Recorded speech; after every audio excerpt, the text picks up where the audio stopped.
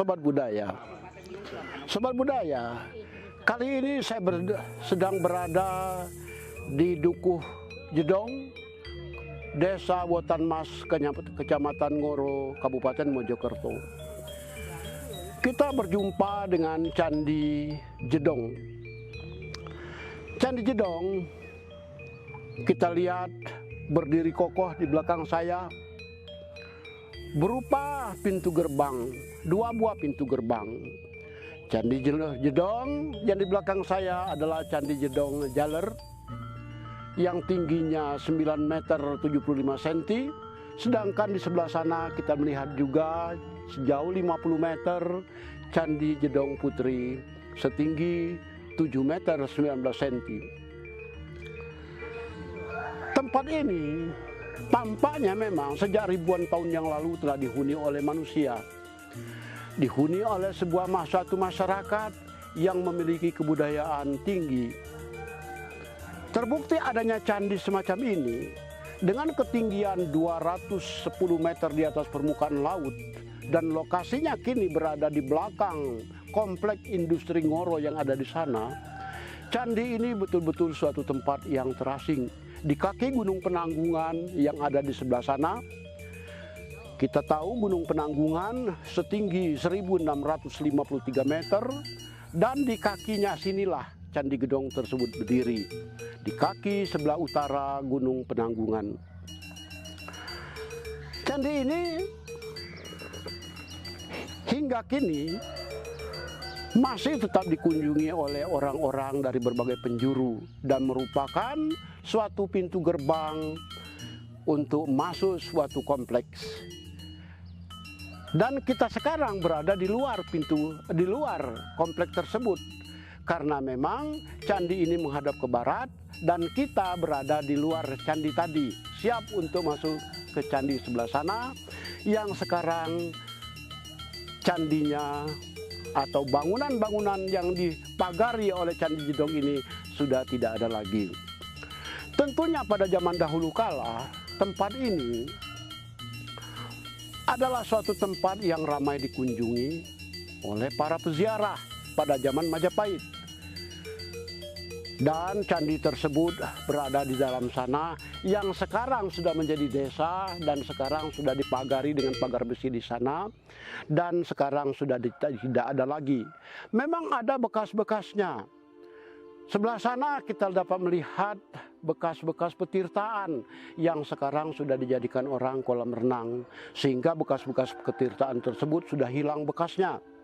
Serta kemudian sebuah gua kecil yang ada di sebelah sana nanti kita dapat lihat, yang sekarang masih juga berada di halaman belakang rumah penduduk. Candi Jedong dalam sejarah hampir tidak kita kenal memiliki peranan tertentu. Namun demikian, candi ini dalam penglihatan kita di zaman kini merupakan sebuah candi yang penting pada zaman dahulu. Keindahan Candi Jedong hingga sekarang masih dapat kita lihat. Adanya hiasan-hiasan yang masih utuh. Kita dapat melihat ada hiasan kala pada Candi Jedong Jaler ini, juga pada Candi Jedong Putri sebelah sana, hiasan kala pada keempat sisinya. Kala seperti ini, kala yang memiliki rahang bawah, hanya terdapat pada candi-candi di Jawa Timur. Dan candi ini diperkirakan dibangun pada zaman pemerintahan Hayam Wuruk.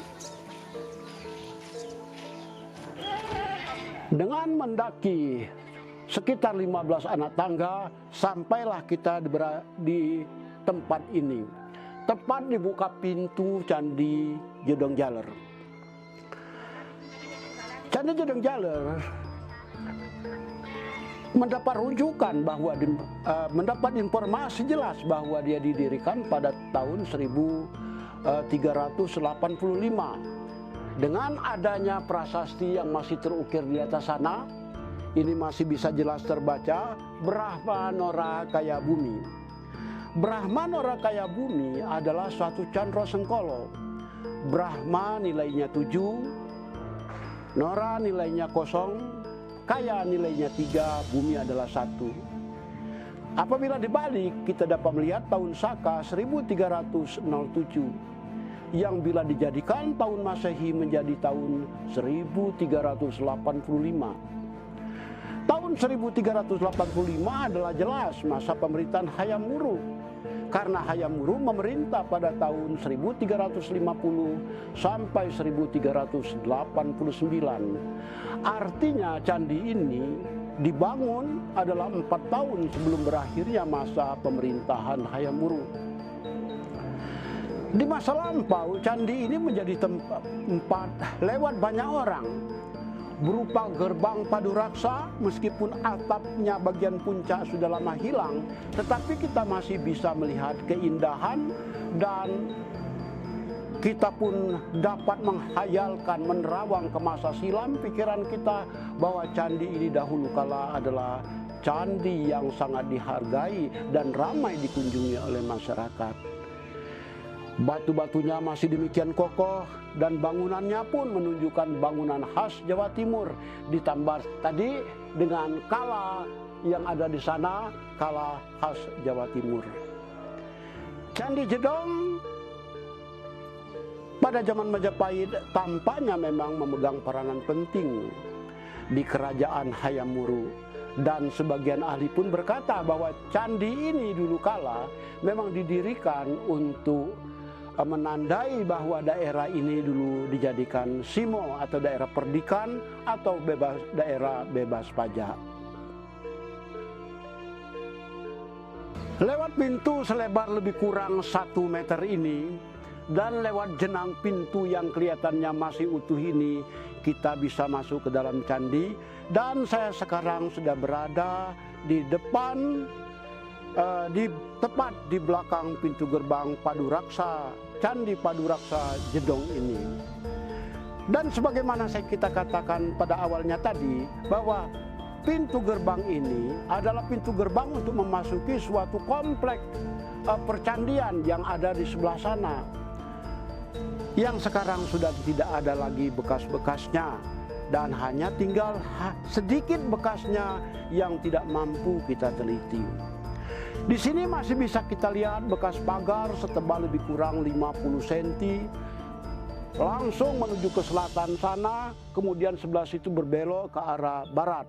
Sementara di sebelah sana pun pagar tadi masih bisa kita lihat setebal 50 cm juga, terus ke arah utara sebelah sana sampai berjumpa dengan Candi Jedong Putri. Dari sini kita bisa melihat bahwa candi ini demikian pendek, tidak seperti tadi bagian depannya yang berada di saat kita berada pada tanah yang rendah tadi. Dan candi ini walaupun terlihat pendek, namun demikian dia masih tetap pada bagian belakang sini menyimpan keindahan seperti pada bagian muka tadi. Dan inilah salah satu bentuk kejayaan zaman lampau dalam hal seni bangun. Zaman lampau ternyata belum bisa banyak kita bedakan dengan zaman kini, karena dari masa lampau pun terdapat bangunan kokoh seperti yang kita lihat kini, yaitu Candi Jedong.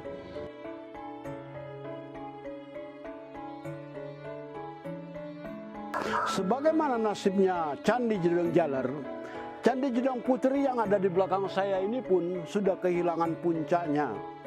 Yang tentu saja puncaknya tak jauh berbeda dengan puncak Candi Bajang Ratu yang pernah kita kunjungi belasan hari yang lalu. Cuma memang candi ini terbuat dari batu andesit, walaupun pagarnya kita dapat lihat terbuat dari bata merah. Dan pagarnya seperti kita lihat juga sudah roboh, itu sudah tidak ada lagi, sudah hanya tinggal pondasinya saja. Tapi memang berbeda dengan Candi Jedong Jaler. Kalau Candi Jedong Jaler lebih besar dengan atap tumpangnya masih ada 5 susun tertinggal, Candi Jedong Putri ini hanya tertinggal 3 susun di sana. Dan ini pun juga masih merupakan hasil pemugaran sejak beberapa tahun yang lampau.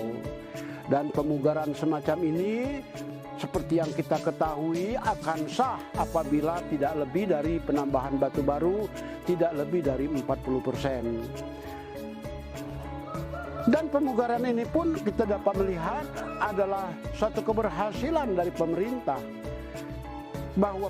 bahwa candi ini masih menampakkan keasliannya sejak zaman lampau. Dan Candi Jedong Putri ini pun sebagai pintu gerbang menuju ke komplek percandian, tentunya dahulu kala seringkali dilalui oleh orang-orang yang berkunjung ke dalam candi. Jaraknya hanya lebih kurang 50 meter dari Candi Jedong Jaler sebelah sana, dan ini pun bisa kita lihat bahwa candi ini hampir sama dan serupa dengan Candi Jedong Jaler. Kini keadaan di sekitar sini sudah jauh berubah, pemugaran demi pemugaran, niat baik dari Suaka Purbakala dan pemerintah menjadikan tempat ini sebagai taman yang asri, yang ditumbuhi oleh pepohonan hijau di mana-mana, menimbulkan suasana kerasan di tempat ini. Candi Jedong Jaler maupun Candi Jedong Putri adalah saksi sejarah.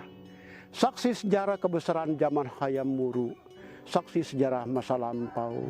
Meskipun saat ini kita bisa melihat bahwa pertumbuhan penduduk sudah mendesak lokasi candi ini, sehingga ciri-ciri khas candi ini, keadaan candi ini di masa lampau hanya mampu kita lihat lewat pintu gerbangnya saja. Candi Jedong Jaler dan Candi Jedong Putri ini.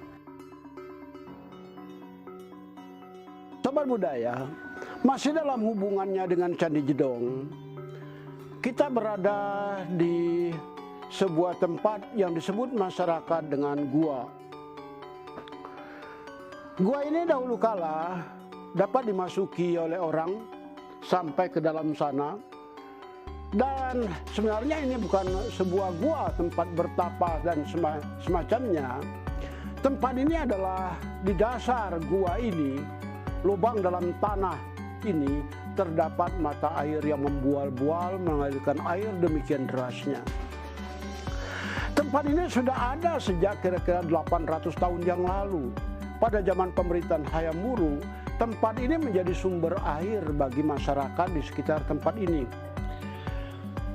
Apabila tadi kita berjumpa dengan Candi Jedong yang terbuat dari batu andesit, maka hal tersebut adalah telah sewajarnya, karena daerah ini memang sangat kaya akan batu-batu gunung.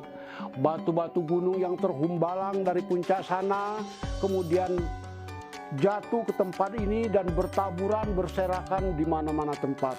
Termasuk tempat yang kita sebut dengan gua ini.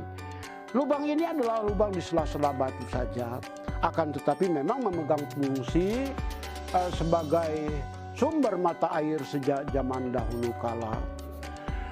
Tempat ini sayang sekali berada di suatu tempat terasing di